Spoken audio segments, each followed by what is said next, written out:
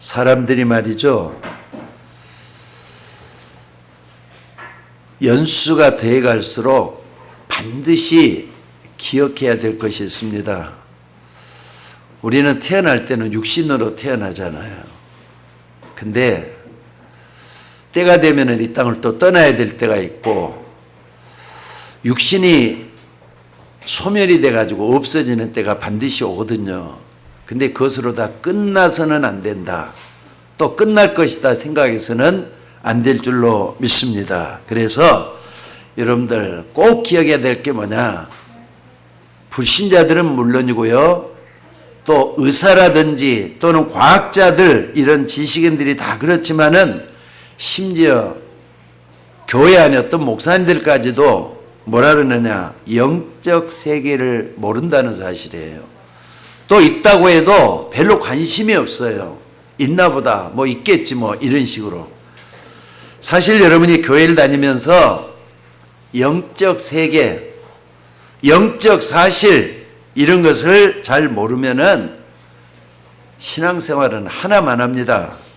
이제 여러분도 알다시피 영적 세계를 완전히 장악했던 그런 사람들이 있어요. 잡스라든지 스티븐 잡스 있잖아요. 또는 여러분 잘 아는 대로 빌 게이츠 같은 이런 사람들. 빌 게이츠는 뉴에이지의 멤버잖아요. 또 뿐만 아니라 스티븐 잡스 같은 사람은 뭐냐면 프리메이션 멤버란 말이에요. 여러분들 빌 게이츠 같은 프리메이션 같은 사람들이 어디에 속해 있는가 하는 것을 여러분들이 한번 짚어볼 필요가 있습니다. 사람 사는데 다 그렇거니 이렇게 생각하지 말고, 저 사람들이 어디에 속해 있느냐, 영적 세계를 볼 수 있는 눈이 열려져야 될 줄로 믿습니다. 사실 이 스티븐 잡스 같은 사람은 어렸을 때부터 전자공학에 굉장히 아마 관심이 많았다 그래요. 그렇기 때문에 12살이면은 우리 저기 시은이라든지 시은이라든지 사무엘이 지금 11살입니까? 12살입니까? 12살이죠. 이때부터 뭐 했느냐면요, 나주를 뜯어가지고 거기서 뭐 이 원리가 뭐냐, 이것을 굉장히 관심이 많은 좋은 나주를 뜯어가지고 아버지한테 꾸중을 맞았던 그런 경험들이 있었대요. 그 16살 때 자전거를 팔아가지고 말이죠, 컴퓨터를 살 정도로 이렇게 관심이 많았던 사람이 바로 누구냐면 스티븐 잡스라고 합니다. 그런데 그 어머니가 고등학교 때 이 스티븐 잡스를 낳았대요. 엄마가 고등학교 때, 아빠는 누구냐? 대학원생이었대요. 그러니까 대학생이 고등학생을 범해가지고 낳은 아들이 누구냐? 스티븐 잡스라는 겁니다. 그런데 잡스가 그런 집안이 좀 불우하니까 뭐 했느냐? 굉장히 좀 방황을 했던가 봐요. 그래서 어렸을 때 히피 생활을 했답니다. 그때 만난 사람이 일본 승려였다는 거예요. 근데 그 사람 이름이 뭐냐면은 바로 오토가와 고분치노라는 사람을 만나가지고 일본 불교에 대해서 굉장히 심취를 하기 시작을 했대요. 일본 불교에 대해서 심취를 해가지고 영적 세계를 탐구하게 됐답니다. 그런데 그 사람이 나중에는 거기서 힘을 얻었어요. 힘을 얻고 나서 뭐 했느냐? 오늘날에 애플사를 만들고 또 이렇게 컴퓨터 혁명을 일으켰던 장보인 중에 한 사람이 바로 이 사람입니다. 근데 중요한 건 이 사람이 뭐냐? 2011년 이 사람이 죽을 때까지, 췌장암으로 죽었잖아요. 이 사람은요.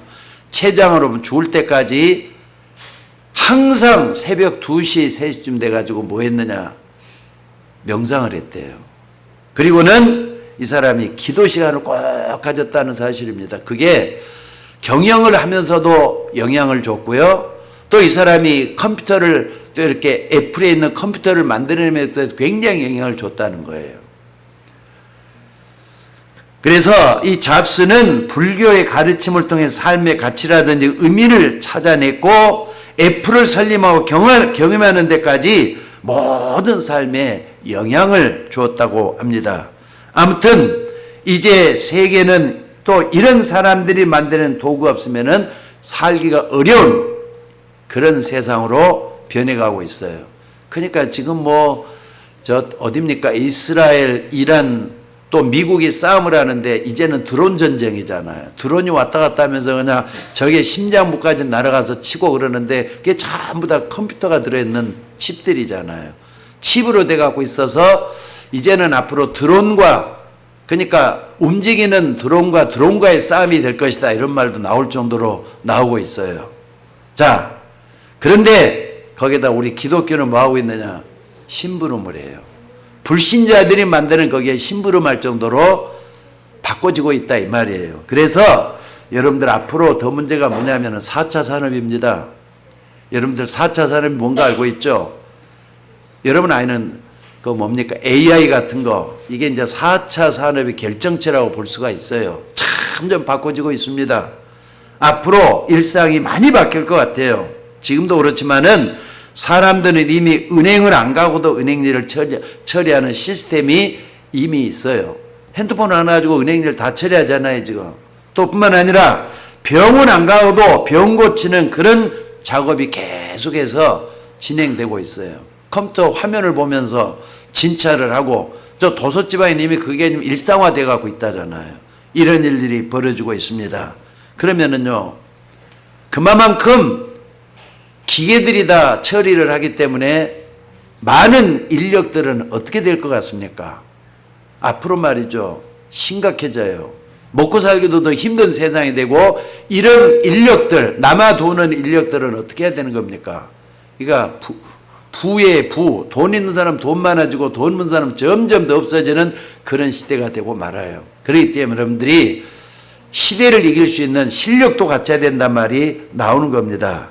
어찌됐든 이렇게 시대는 무섭게도 변해가고 있는데, 교인들은 무엇 때문에 신앙생활을 해야 하는지도 모르고 교회만 왔다 갔다 한 사람들이 참 많아요. 그래서 살아계신 하나님이 여러분에게 어떤 계획을 가지고 있는지 그것부터가 좀 찾아내야 돼요. 나를 향한 하나님의 계획이 뭐냐? 우리를 향한 하나님의 계획이 뭐냐? 이걸 찾아내는 여러분들이 되셔야 될 줄로 믿습니다. 특별히 여러분들은 하나님 앞에 기도할 때는 여러분 자신에 대해서는 너무 과대평가도 하지 마시고 또 과소평가해서는 안 돼요. 정확하게 자기 자신을 바로 알고 기도할 수 있는 여러분이 되셔야 될 줄로 믿습니다. 하나님은 모든 사람에게 인류에게 모든 계획을 가지고 있지만 특별히 구원받은 하나님의 자녀에게는 특별한 계획을 가지고 있다는 거 잊지 마셔야 돼요. 여러분들은 하나님 자녀 맞잖아요.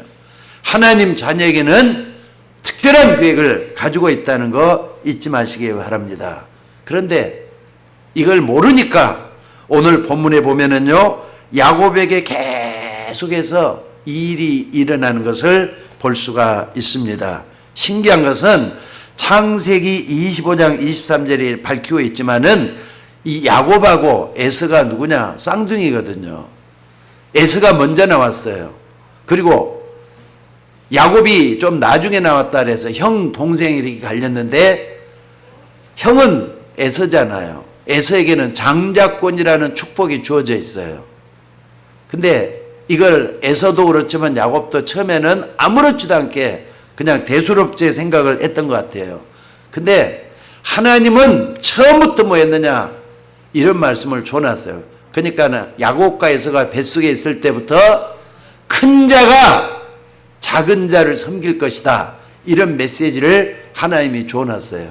큰 자가 작은 자를 섬길 것이다, 형이 동생을 섬길 것이다, 이런 말을 했거든요. 이 말씀은 바꿔서 얘기하면은 구원받은 여러분에게 하나님이 큰 계획이 있는데 영안이 어두우니까 찾질 못하고 있다, 이 말이에요. 여러분, 이 지구상에는 분명히 영적 세력들이 여러분과 여러분의 후손들을 덮치고 있는데도 모르니까 내가 왜 예배를 드려야 하는지는 모르고 있어요. 그냥 교회 와서 앉아있으면 그 예배 드린다 생각하지 마시고 예배를 드리면서 하나님 만나는 시간이에요. 예배 시간에는 하나님 만나는 시간이잖아요. 그렇기 때문에 예배 드리면서 정말로 하나님 만나는 여러분이 되셔야 될 줄로 믿습니다. 여러분, 이미 하나님이 야곱이라는 인물을 선택을 했는데 어떻게 선택을 했느냐? 그것을 오늘 알고 가야 되는데 야곱이 이걸 모르니까 뭐라고 있었느냐? 처음에 말이죠. 하나님이 야곱을 택했는데도 불구하고 어머니 치마폭에 딱 쌓여가지고 죽을 수가 있는 그런 가운데 있었던 사람이 야곱이었습니다. 그러다가 형 에서가 사냥으로 돌아왔단 말이에요. 배가 고프니까 죽 한 그릇 달라고 할 거 아닙니까? 죽 쓰고 있는 동생에게. 근데 야곱이 못 주겠다는 거예요. 왜? 당신이 가지고 있는 장자권을 내게 팔면은 죽 한 그릇 주겠다. 이렇게 하니까 에서가 너무나도 그걸 가볍게 여겨요. 장자권이라는 거 엄청난 그런 축복을 그래 그까진 건 뭐 하면서 그냥 장자권 넣어줄게 해가지고 죽 한 그릇에 장자권을 팔아버렸던 사람이 누구냐? 에서였단 말이에요. 여러분들 그래가지고 야곱이 형 에서를 속이고 또 아버지를 속여가지고 뭐 했느냐? 에서가 받아야 될 영적 축복을 다 가로챘던 사람이 누구였느냐? 동생 야곱이었다 이 말입니다. 그러니까 나중에 이게 말이죠. 엄청난 일을 벌어진 것을 알고는 에서가 이제는 동생을 죽이려고 막 그냥 일을 갈잖아요. 여러분 싸움 중에 가장 비참한 싸움이 뭔 줄 아셔요? 집안에서 일어나는 바로 집안 싸움이라 그래요. 그래서 이 야곱 집안에 큰 싸움이 났다 이 말이죠. 형 에서가 야곱을 죽이려고 작정을 했습니다. 진짜 저놈을 죽여야 되겠다 해가지고는 군대를 데리고 쫓아오기까지 해서 평생을 쫓아다니고 그랬잖아요. 사실 옛날에는 사람 죽이는 것을 아무렇지도 않게 생각을 했나 봐요. 근데 에서가 쫓아오니까 동생 야곱이 도망을 갖고 어디로 갔느냐? 바로 외삼촌 라반의 집으로 피신을 가 있는 거예요. 물론 엄마하고 짜가지고 엄마가 이제 몇 가지 줘가지고 그걸 거기 그러니까 외삼촌 집으로 피신을 가가지고 거기서 도망을 가고 있는데 해가 졌잖아요. 근데 거기서 말이죠. 여러분 한번 봐보세요. 날이 어두워지니까 캄캄한데 삭막한 광야에서 얼마나 마음이 말이죠. 피곤했겠습니까? 아니 하루 종일 걸어왔고 피곤도 하고 그런 가운데서 배도 고프고 그러는데 거기서 쓰러져서 잠이 들었단 말이에요. 잠이 들고 난 다음에 일어난 일이 오늘 여러분들이 봤던 본문이에요. 야곱은 평생을 속았다고 보면 됩니다. 왜 이렇게 됐느냐? 오늘 저와 여러분이 꼭 좀 질문해 봐야 돼요. 여러분 생애에 꼭 한번 이 질문을 해봐야 돼요. 하나님이 진짜 살아계시느냐? 하나님이 살아계시다면 진짜 무슨 일을 하고 있느냐? 이 질문을 해봐야 돼요. 그렇지 않습니까? 야곱은 그것도 모르고 말이죠. 피곤하니까 배가 고프니까 움츠리고 말이죠. 거기서 돌베개라고 잠을 자고 있었다 이 말이에요. 여러분들이 살아가면서도 세상에서 많은 고난들이 여러분을 덮칠 수가 있습니다. 물론 사람들의 말은 존중하고 우습게 여겨서는 안 됩니다. 그러나 어떤 면에서는 그 사람의 말이 하나님의 은혜를 못 받게 만들 수도 있다는 걸 아십니까? 그러니까 사람들의 말이 너무나도 기울기울여 살아서는 안 돼요. 하루 중에 하나님이 나에게 뭐라고 말씀하시느냐 이걸 찾아볼 수 있는 여러분이 되셔야 될 줄로 믿습니다. 적어도 우리를 지으신 하나님은 여러분을 위해서 준비한 것이 있다는 걸 분명히 기억하고 하나님 앞에 겸손하게 질문하는 그 시간이 반드시 있어져야 돼요. 그리고 조용한 세미한 음성을 듣는 그런 시간이 있어져야 될 줄로 믿습니다. 오늘 우리는 믿음의 가문인 아브라함의 손자 야곱에게 하나님이 준비한 걸 통해서 오늘 또 우리는 하나님이 우리에게 주시는 음성을 들을 수 있는 우리가 되셔야 될 줄로 믿습니다. 첫째는 하나님은 나를 통해서 모든 사람을 살릴 절대적인 계획이 있다고 하는 것을 잊어서는 안 된다 이 말이에요. 적어도 나를 통해서 여러분을 통해서 사람을 살려고 하신다. 이 계획이 있다는 걸 잊어서는 안 돼요. 오늘 14절에 이런 말씀이 있습니다. 내 자손이 땅에 티끌같이 되어서 내가 서쪽과 동쪽, 북쪽과 남쪽으로 퍼져나갈지며 땅의 모든 족속이 너와 내 자손으로 말미암아 복을 얻으리라 그랬어요. 여러분 어떻습니까? 여러분과 여러분 자손을 통해서 사람들이 복을 받을 것이다. 이게 무슨 말이겠어요? 이 말씀은 야곱뿐만 아니라 구원받은 여러분 때문에 다른 사람이 복을 받게 될 것이라는 말씀이에요. 하나님의 절대 계획이 들어있는 그런 말씀인 줄로 믿습니다. 그런데 야곱은 이런 말씀에 대해서 전혀 염두에 두지는 않았어요. 왜? 어렸으니까, 철이 없을 때니까, 또 몰랐으니까 그럴 수밖에 없었다 이 말입니다. 사실 이게 문제예요. 하나님은 이 야곱에게 야곱이 전혀 생각지도 않는 절대로 필요한 하나님의 계획을 이제는 알리잖아요. 근데 야곱은 전혀 이게 무슨 말이지? 이게 무슨 말이냐고 했는데 하나님은 야곱에게 말씀했다는 사실입니다. 여러분, 하나님은 이미 이 땅의 모든 인류를 죄와 사망의 구렁텅이에서 건져내기로 작정했다는 걸 믿으셔야 돼요. 하나님은 모든 사람이 구원을 받으며 진리를 아는 데 이르기를 원한다 그랬어요. 그러려면 어쩔 수 없이 이 지구 땅덩어리 안에 있는 나라 중에서 한 나라를 택해야 돼요.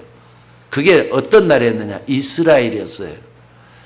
근데 그것도 모르고 이스라엘은 하나님이 우리 민족만 선택했다. 선민의식에 빠져가지고 말이죠. 자기 민족만이 하나님이라고 이렇게 고집을 하고 그랬던 것들이 그게 뭡니까? 무서운 죄악이었잖아요. 그러니 야곱 집안 이스라엘은 결국은 실패할 수밖에 없었던 걸 역사를 통해서 우리는 보고 있습니다. 여러분, 하나님이 한 가정을 선택하셨는데 그 가정이 아브람, 이삭, 야곱의 집안이었어요. 여러분, 야곱이 지금 어떻게 하면은 밥을 먹고 또 행복하고 잘 살 수 있을 것인가 이러고 있는데 하나님은 뭐라 합니까? 내 씨로 말미암아 천하 만민이 복을 받게 할 것이다. 이런 말씀을 하고 계시잖아요. 하나님이 야곱을 부르셨는데 이 야곱은 먹고 사는데 그 급에서 거기서 고생하고 있는데 하나님은 너로 말미암아 천하 만민이 복을 받게 하겠다. 이런 말씀을 주고 있다 이 말입니다. 특히나 사람들은요, 영적 문제가 뭔지도 모르는데 하나님은 인류를 구원하시겠다 하시잖아요. 영적 문제가 뭔 줄 아십니까? 여러분들 영적 문제에 대해서 눈이 열리질 않으면요, 불행이 뭔지도 모르고 재앙이 뭔지도 모르다가 인생 다 끝나고 말아요. 함부로 얘기할 수 없는 영적 문제, 여러분들 정말로 이 부분에 대해서 답답한 그런 마음으로 있어서는 안 되고요. 분명히 답을 가지고 있어야 될 줄로 믿습니다. 지금도 우리 주변에는 많은 종교단체들이 많이 일어났습니다. 게다가 교회도 많이 있는데 영적 문제를 정확하게 잘 모르면 아무런 소용이 없는 거라고요. 근데 여러분들은 복음을 하니까 영적 문제가 뭔지를 알 수 있고 흑암 세력이 어떻게 역사하는 걸 알고 있잖아요. 여러분들, 자살하는 사람들이 우리 주변에 있습니다. 요즘은 그게 조금 좀 덜한 것 같더라고요. 근데 자살한 사람들이 분명히 있어요. 근데 그 자살하는 사람이 기분 나빠갖고 자살한 사람이 있습니까? 어떻습니까, 여러분들? 누가 괴롭힌다고 자살을 한다? 아닙니다. 그 자살한 사람이 영적 문제에 잡히게 되면은 자살이 되는 거예요. 자기도 말이죠, 모르게 말이죠, 스스로 목숨을 끊어요. 여러분들이 그걸 좀 고쳐주는 친구가 그런 분이 있다든지 지인이 여러분 주변에 그런 일 고쳐줄 수 있는 사람 되셔야 돼요. 그럼 여러분이 뭐가 되는 전도자가 되는 거잖아요. 우발된 것이라고 말하는 사람이 있습니다. 절대로 우발이야. 영적 문제에 잡히지 않고는 자살이 안 된다는 거 잊지 마셔야 돼요. 뭔가에 잡히지 않고는 자살이 안 된다 이 말입니다. 그래서 하나님이 우리를 구원하려고 하시는 겁니다. 그래서 여러분 이 말을 꼭 기억하셔야 돼요. 하나님이 세상을 이처럼 사랑하사 독생자를 주셨으니 이는 저를 믿는 자마다 멸망치 않고 영생을 얻게 하려 하심이라. 왜 그런가? 거꾸로 생각해 봐요. 예수를 안 믿으면 전부 다 멸망 속에 간다는 말이 무슨 말이겠어요? 멸망의 구렁텅이 속에 빠져서 불행과 고통을 헤매고 있다가 지옥 들어가는 것이 멸망이잖아요.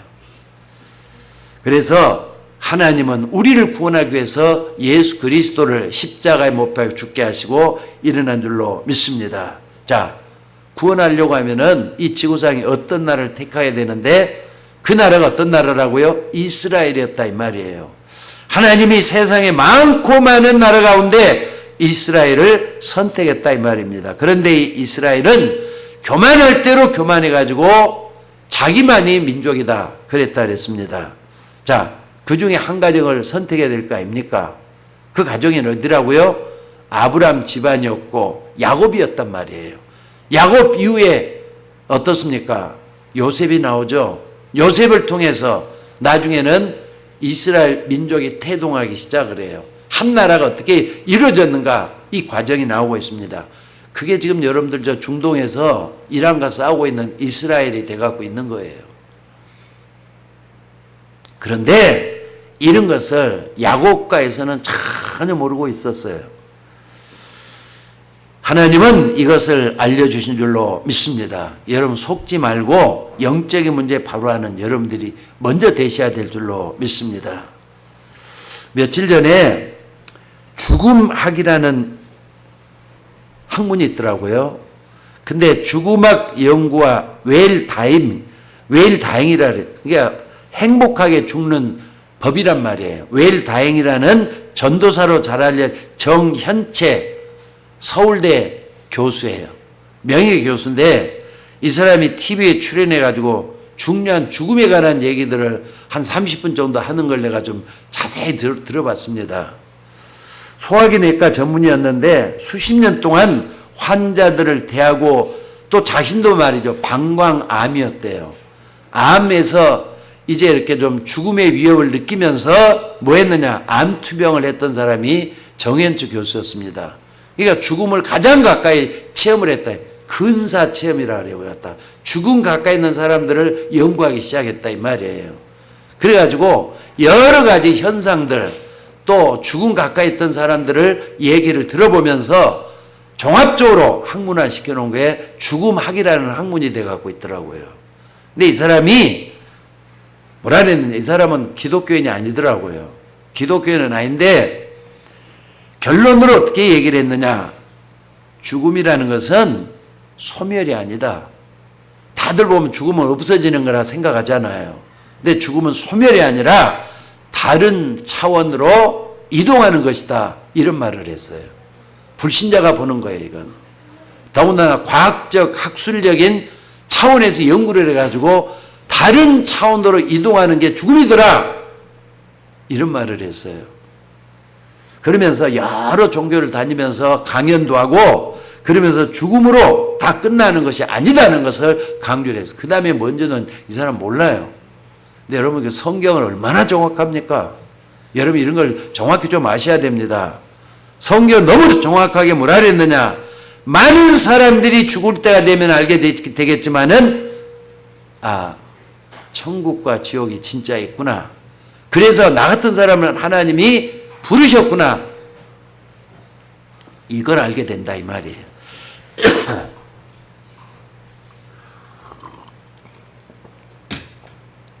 여러분이 일평생 살고 난 뒤에 죽음을 맞이하는 날 이렇게 고백하게 될 때가 올 줄로 압니다. 그것을 이미 여러분이 다 아는 것입니다. 그렇지 않습니까? 여러분들 강단에서 죽음에 대한 얘기를 하고 또 천국과 지옥일 할 때 여러분들 장난으로 맞아들이면 진짜 큰일 납니다. 어떤 사람은 완전히 실패하고 난 뒤에 이런 말을 할 거예요. 사람의 삶이라는 것은 인간의 힘만으로 되는 것이 아니구나. 이런 말도 분명히 확인해 봐야 돼. 영적 사실을 먼저 아는 사람은 절대로 내 힘으로만 산다는 것이 아니라는 걸 체험한다 이 말이에요. 하나님은 이 야곱이 전혀 모르고 있는 절대 필요한 계획을 가지고 계셨다 이 말입니다. 하나님은 여러분에게도 이런 계획을 가지고 계셔요. 한 사람 한 사람 모두에게 분명히 하나님의 계획이 있다는 거 잊지 말라 이 말입니다. 그러면은 지금 당장 문제를 해결해야 될 문제가 있는데 이건 어떻게 하면 좋습니까? 언약 잡고 인생을 살아가다 보면은 여러분들이 분명히 해결이 이것도 돼요. 그러니까 제일 중요한 게 뭐냐? 언약을 붙잡는 게 제일 중요하다는 거 잊지 마시기 바랍니다. 인생이라는 건 살다 보면 시행착오를 너무 많이 하잖아요. 이렇게도 보고 저렇게도 보고 안 된단 말이에요. 그러니까 될 수 있는 것이 뭔가를 찾아가다 보면은 하나님은 어느 날 예수 믿는 여러분이기 때문에 또 승리케 하는 역사가 일어나게 될 줄로 믿습니다. 그럼 어디까지 그렇게 가야 되는 겁니까? 적어도 여러분의 삶은 다른 사람을 살리는 데까지 갈 수 있는 여러분이 되어야 된다는 거 잊지 마시기 바랍니다. 그래서 영적 문제가 전혀 모르고 있는 여러분의 가족, 친척들, 여러분의 식구들, 여러분의 지인들에게까지 여러분의 현장을 살리는 여러분이 되셔야 된다는 거 잊지 마시기 바랍니다.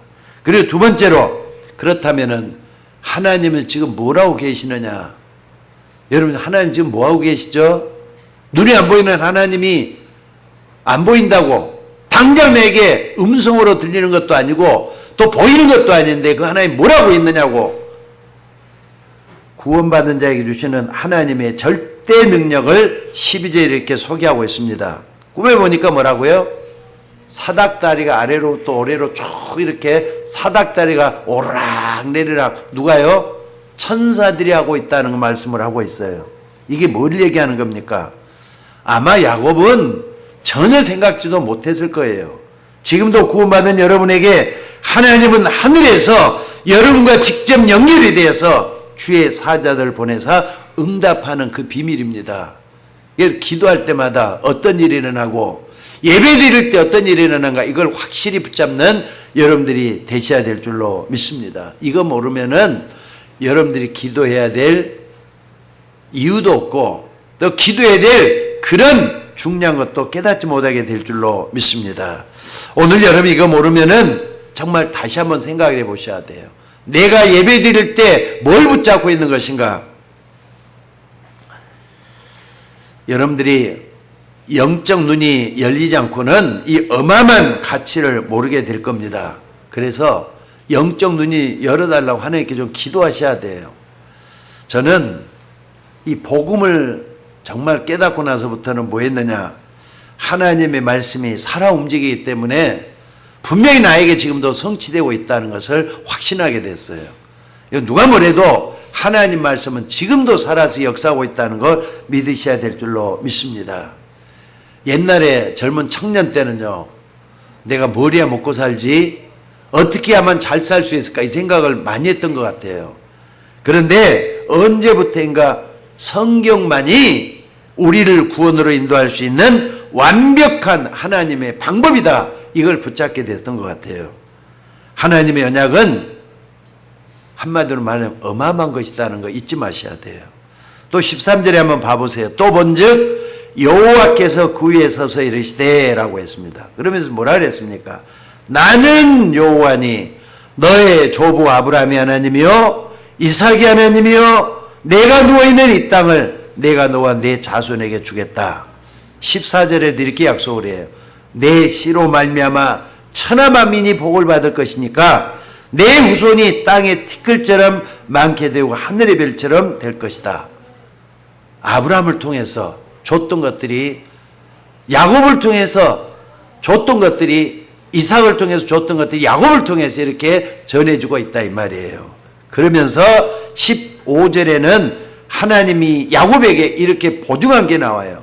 내가 너와 함께 있는데 내가 어디로 가든지 너를 지키며 너를 이끌어 이 땅으로 돌아오게 할지라 내가 허락한 것을 다 이루기까지 너를 떠나지 아니하리라. 여러분, 이것은 하나님이 지금 야곱에게 보이지 않는 하나님이 어떻게 하고 있다는 것을 말씀하시는 것들이에요. 여러분들, 하나님은 지금도 뭘 하고 있는가를 바로 알아야 될 줄로 믿습니다. 이걸 모르면은 여러분들이 주일날 예배 드리는 것도 아무런 의미가 없는 거예요. 하나님은 눈에 안 보이게 여러분의 삶 속에 역사하고 있다는 걸 믿으셔야 됩니다. 하나님 지금 뭐 하고 있느냐? 불신자들은요, 당연히 영이 죽어 있기 때문에 육신적인 거, 먹는 것밖에, 또 육신적인 생활하는 것밖에 관심이 없습니다. 다른 데는 관심이 없다 이 말입니다. 그러니까 이 사람 수준이 뭐냐면요, 불신자의 수준은 어디까지나 짐승 수준이라고 틀림이 없어요. 왜? 영적인 것에 대한 전혀 관심이 없기 때문에. 그래서 살아계신 하나님이 세밀하게 역사하시는데도 이 사람들이 하는 말이, 하나님 어디 있어? 하나님 있으면 증거대봐, 이런 식으로 얘기를 하잖아요. 지금 하나님은 보좌 우편에서 주의 사자들을 비밀리에 보내사 여러분에게 응답하고 보호하고 계신다는 것을 오늘 말씀을 통해서 증명해 볼 수가 있습니다. 여러분, 우리가 영적으로 무지한 사람들을 살려야 되는데 내 힘으로 안 되기 때문에 하나님 뭐라 그랬습니까? 내가 너와 함께 하겠다 말씀하시잖아요. 하나님이 함께 하시고 그것이 하나님의 계획이라면 아무리 큰 것이라도 말씀대로 이루어지게 될 줄 믿으시기 바랍니다. 그래서 오늘 중요한 말씀을 해요. 19절에 뭐라 그럽니까? 그곳 이름을 뭐라고요? 베델이라 하였더라. 베델이라는 말이 무슨 뜻이죠? 하나님의 집이라는 말이에요. 옛날 그 성의 이름이 루스라는 말이고 루스라는 곳이거든요. 근데 잠에서 깨어나가지고 꿈에서 깨어나가지고 야곱이 하는 말이 그곳 이름을 베델이라 해요. 아, 여기가 뭐라고요? 여기 한번 16절에 한번 봐보세요. 야곱이 잠을 깨 이르되 여호와께서 과연 여기 계시거늘 내가 알지 못하였도다. 그러면서 야곱이 굉장한 두려움에 쌓이잖아요. 이것은 여러분 어떻습니까? 밤에 쫓기는 게 무서운 게 아니라 17절에 보니까 뭐라고 했느냐면은 이에 두려워 이르되 두렵도다 이곳이여 이곳은 다름 아닌 하나님의 집이요 이는 하늘의 문이로다. 잠이 깨갖고 말이야 하나님을 만나고 자기가 돌 베고 자고 일어났던 거기가 어떤 달이라고요? 황량한 들판에 잠자고 있는 거기잖아요. 거기서 뭐라 그러느냐? 여기가 하나님의 집이요 하나님과 만나는 하늘의 문이다 이렇게 얘기를 하잖아요. 이것은 불안에 떠는 어떤 무서움이 아닙니다. 오늘 여러분들이 예배하는 이곳이 바로 여호와의 전유 하늘의 문이라면 어떻게 하겠습니까? 하나님이 어떻게 이런 무지한 야곱을 넣어서 선택하시고 쓰시고자 하는 목적이 있어서 부르셨던 것처럼, 그러니까 지금 하나님이 뭐하고 있느냐? 아니, 야곱이 말이죠. 잠자고 있는데 하나님의 뜻을 알리고 하나님의 계획을 알려주잖아요. 여러분, 예수님이 분명히 이런 말씀을 했습니다. 내가 온 것은 양으로 생명을 얻게 하고 더욱더 풍성케 하기 위해서 왔다. 여러분, 그걸 예수님 말씀을 그대로 믿으셔야 돼요. 내 삶도 내가 구원받아 하나님의 자녀가 됐으면은 하나님은 나로 하여금 풍성케 하실 것이다. 믿으셔야 돼요. 하나님은 저도 부르셨고 여러분도 불러냈다는 걸 믿으시기 바랍니다.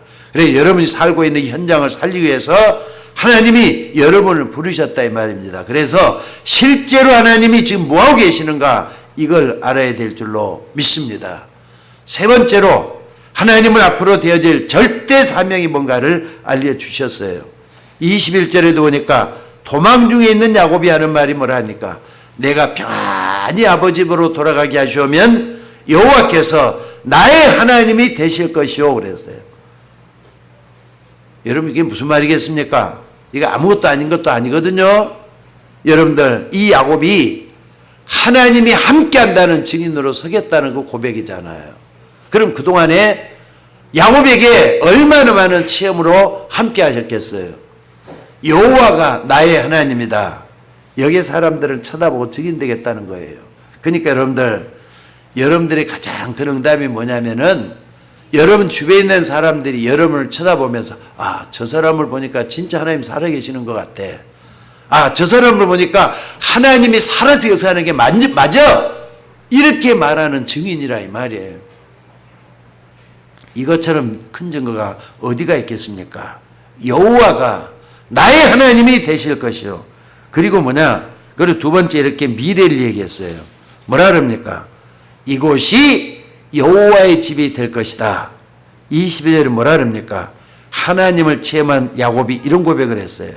내가 기둥으로 세운 이 돌이 하나님의 집이 될 것이요 하나님이 내게 주신 모든 것에서 10분의 1을 내가 반드시 하나님께 드리겠나이다. 하나님은 야곱의 미래에 대해서 엄청난 일을 얘기를 하신 줄로 믿습니다. 하나님은 저와 여러분을 부르셨습니다. 야곱이라는 말 뜻이 무슨 말인 줄 아세요? 야곱이라는 말 속에는요 의미가 담겨져 있습니다. 뱃속에 있을 때 하나님이 지어준 이름이 야곱이라는 이름이에요. 아니 형이 먼저 엄마 뱃속에서 나오잖아요. 근데 동생 야곱이 형의 그 발뒤꿈치를 잡고 나왔다 그래가지고 그걸 통해서 뭐라 했느냐, 야곱 이름이 발뒤꿈치를 잡았다는 뜻을 담고 있어요. 그러니까 여러분들 이게 무슨 말인가를 여러분들이 아셔야 됩니다. 그러니까 하나님은 야곱 같은 나를 부르셔서 우리가 생각지도 않는 절대적인 계획을 가지고 계신다 이 말이에요. 여러분 한 사람은 다 마찬가지입니다. 하나님은 나를 통해서 하시려고 하는 절대적인 계획이 있다는 걸 믿으셔야 될 줄로 믿습니다. 특히 여러분이 언약을 붙잡을 때는요 하나님이 어떻게 성취해 나가는가 딱 붙잡으셔야 돼요. 하나님 말씀은 살아있는 말씀이고 내가 언약 붙잡은 언약은 반드시 하나님이 이루실 것이다 믿으셔야 될 줄로 믿습니다. 특히 여러분은 기도할 때마다 하나님이 뭐라고 계시는가, 앞으로 어떻게 하실 것인가, 여러분이 있는 곳에 하나님이 전이 되도록 하나님이 축복하실 것을 믿고 기도하셔야 돼요. 그래서 여러분은 오늘 여러분들 집에서나 또는 교회에서 기도할 때마다 뭘 해야 되느냐, 우리 교회는 이 지역에 이 지역 살릴 분명한 복음 전하는 교회로 이 교회를 부르셨구나 믿고 기도하셔야 돼요. 또 여러분 집은 어떻습니까? 이 교회와 함께 내가 축복해야 될 영적인 터전이다 믿고 기도해야 될 줄로 믿습니다. 그래서 결론적으로 여러분 꼭 좀 붙잡을 게 있어요. 야곱과 에서가 뭐가 틀립니까? 그리고 어떻게 되었느냐? 사실 저는 아무리 봐도 야곱의 좋은 점이 하나 있어요. 그게 뭐냐면요, 좀 무리지만은 하나님의 영적인 축복을 먼저 받으려고 몸부림치다가 마침내 하나님의 은혜를 다 받고 말년에는 야곱이 모든 축복을 다 받았다는 사실이에요. 근데 에서는 좀 달랐습니다. 어렸을 때부터 팥죽 한 그릇에 장자권을 팔아넘겼어요. 그 아무것도 아닌 것 같지만은 하나님이 필요 없다고 하는 그런 고백이잖아요. 그렇잖아요. 또 뿐만 아니라 하나님이 내게 준 장제 축복은 뭐 이렇게 대단한 것이냐, 영적인 거 나에게는 눈에 보지 않고도 필요 없어, 이런 식으로 생각을 했어요. 그러다가 팥죽 한 개 팔아넘겼다. 하나님은 몰랐을 것 같아요. 쌍둥이로 태어났지만은 야곱과 에서의 다른 점이 바로 이런 것이에요. 그러니까 에서는 어디까지나 육신적이고 세상적이었어요. 근데 야곱은 영적이고 또 어떻습니까? 모든 것이 하나님을 쫓아가는 그런 믿음이었다 이 말입니다. 여러분들이 어디에 있어야 되겠습니까? 야곱을 쫓아가야 되겠습니까? 아니면은 에서를 쫓아가야 되겠습니까? 결과는 여러분들이 알 겁니다. 야곱은 말이죠, 12지파의 조상이 돼요. 이스라엘이라고 하는 한 나라의 조상이 되었습니다. 그리고 에서도 한 나라의 조상이 돼, 한 족속의 조상이 돼, 에돔 족속이 되는 겁니다. 그런데 에돔 족속은 지금까지도 문제가 많이 돼 있어요. 저 중동에 일어난 저쪽에 한번 봐보세요. 그게 에돔 족속이라고 보면 틀림이 없습니다. 그런데 여러분들 에돔 족속 그 후손 가운데 예수님의 탄생 소식을 듣고 예수님을 끝까지 따라다니면서 예수님 죽이려고 했던 사람이 누구냐, 헤롯 대왕인데 헤롯 대왕의 조상이 누구냐, 에돔 족속이에요. 여러분 에서, 그러니까 여러분들 에서가 지금 현재 저 중동에 그 이란, 이라크 이쪽에 있는 사람들이 전부 다 에돔 족속, 에서의 후손들이잖아요. 그러니까 에돔 족속, 에서의 족속, 얼마나 저주받은 민족이 됐는가, 이걸 그냥 우리는 역사적으로도 볼 수가 있다 이 말입니다. 그래서 여러분이 붙잡은 언약, 아무리 적은 것이라도 적은 게 아니에요. 여러분이 후대를 두고 이 언약은 두고두고 전달된다고 하는 사실을 두려운 마음으로 받아들이라 이 말입니다. 혹시 여러분 가운데 지금도 어려움 당한 분들이 있습니다. 또 내가 경제가 너무 어렵다 이런 분도 있어요. 몸이 약해서 뭘 할 수 있겠는가 하는 분도 있을 줄 압니다. 아무 걱정하지 말고 언약 속으로 좀 들어가시기 바랍니다. 언약 붙잡는 게 전부 다예요. 신앙생활은 여러분들 무엇보다도 내가 지금 언약 속에 있느냐 언약 밖에 있느냐 이게 말이죠. 하늘과 땅 차이를 만들어준다는 거 잊지 말라 이 말입니다. 그래서 언약 붙잡고 진짜 기도 속으로 들어가는 여러분들이 되시기를 바랍니다. 언젠가는 저도 이런 기도를 하기 시작을 했던 것 같아요. 하나님, 나 진짜 아무런 배경도 없고요. 또 아무런 가진 것도 없고요.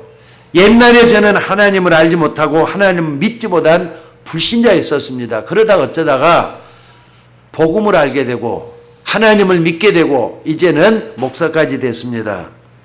하면서 하나님께 기도할 때가 있어요. 하나님, 나는 별것 아니지만은 하나님은 나를 통해서 지금도 주의를 하고 계시잖아요. 하나님 나에게 힘을 좀 달라고, 교회에 힘을 좀 달라고 기도할 때 참 많이 있습니다. 오늘 그 고백을 하나님 들으실 줄로 믿습니다. 여러분도 마찬가지예요. 아니 피곤해 갖고 있잖아요. 지금 야곱이. 그리고 배도 고프단 말이에요. 잠은 막 쏟아진단 말이에요. 도망 나와가지고 아니 들판에서 돌베개를 베고 있는데 잠을 잤던 그 자리에 하나님이 나타나가지고 이렇게 저렇게 다 말씀을 했다 그랬어요. 근데 깨가지고 뭐라 그랬다고요? 아, 여기가 바로 내가 하나님을 알지 못했다고, 여기가 바로 하나님의 집이요 하늘의 문이구나 이런 말을 했다 그랬어요. 기도하는 그 자리입니다. 예배하는 그 자리입니다. 그 자리가 뭐하느냐? 꼭 있으셔야 돼요. 두려운 마음으로 주님을 경외하는 그런 자리가 여러분에게 있어야 될 줄로 믿습니다. 하나님이 함께하는 여러분에게 가는 곳마다 하나님 나라가 임하게 될 줄로 믿습니다. 이 고백만 하고 기다리고 있다 보면은 어느 날 하나님이 역사하게 될 줄로 믿습니다. 어둠들은 물러가고요. 흑암은 꺼지게 될 줄로 믿습니다. 그러니까 절대로 여러분들 하나님을 안 믿는 그런 불신자들의 말에 속지 마셔야 돼요. 하나님이 함께 하신다고. 하나님의 음성이 들려지는 여러분이 되셔야 된다 이 말입니다. 그래서 여러분 집뿐만 아니라 여러분 가문을 구하고 또 여러분이 있는 현장을 구하는 여러분들이 되셔야 될 줄로 믿습니다. 오늘 예배하는 가운데 나이가 많다 하는 우리 박 권사님도 나는 나이가 많기 때문에 더 이상 하나님께 쓰임받지 못할 거야 할 수도 있어요. 아닙니다. 나이 많은 여러분의 기도는 하나님 앞에 더 큰 쓰임을 받게 될 줄로 믿습니다. 그러니까 권사님이 꼭 좀 기도하시면서 내가 마지막 순간까지 하나님께 기도하는 사람은 않겠다. 철저하게 기도할 수 있는 여러분들이 되시고 여러분이 약한 기도지만은 여러분의 기도가 하나님 나라를 이루는 데 큰 사역을 하고 있다는 거 잊지 마시기 바랍니다. 여기가 바로 하나님의 집이요 하늘의 문이로다 그랬어요. 하나님의 임재는 그걸 체험하고 나서 야곱처럼 이런 고백이 여러분들이 되셔야 된다 이 말입니다. 근데 이런 어려움 속에서도 가장 축복을 받는 사람이 누군지 아셔요? 야곱 집안에서 나왔어요. 그게 누굽니까? 여러분 누구죠? 요셉이잖아요. 그러니까는요, 나 혼자 당대 축복받고 말 생각으로 예수 믿는 거 아닙니다. 내 자녀 가운데, 내 자손 가운데 야곱 같은 이 기도로 말미암아서 요셉 같은 아들이 나온다 그러면 그 시대를 바꾸는 일이 벌어지는 거잖아요.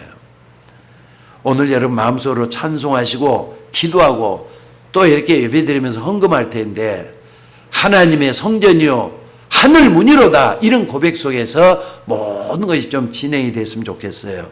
오늘 치유가 여러분 속에 계속 일어나는 여러분들 되시기를 주의 이름으로 축원합니다. 기도하겠습니다. 하나님 은혜를 감사합니다. 저희가 무엇인가 너희처럼 사랑하셔서 눈에 보이지도 않고 또 우리 눈으로도 볼 수 없는 그 하나님을 만날 수 있도록 인도해 주시고, 오늘 또 주님과 함께 호흡하면서